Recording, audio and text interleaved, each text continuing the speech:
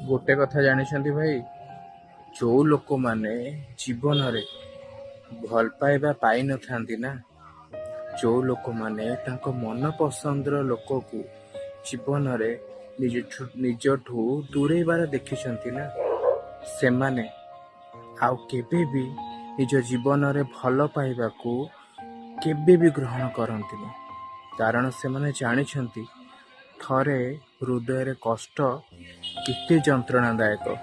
सेथिपाई कि से माने सेई जिनिस को पसंद करती जो जिनिस रे ना भल पाइबा नथिबो। से माने निजर भल पाइबारे समय अतिबाहित करने अपेक्षा निज जीवन को सुधारिबा पई चेष्टा करती आ निजर घरर परिस्थिति को निज जीवन ठू अधिक समय देकी बदलिया पई चेष्टा करती। आज मन रखु जदि आपण लाइफ रे सेमिति गोटे लोक केबे आसुची जे कि भल पाइबा को अत्यधिक घृणा करुछि, ताले बुझी जांतु ता जीवन रे से भल पाइबा को नेकी स्मृति बहुत ही खराब अछि। केबे ताको बाध्य करिवेनी से स्मृति को आउ थरे मन पकेबा पई, किंतु से हृदय देकी आपणक सहित संपर्क अतिबाहित करि परिबो।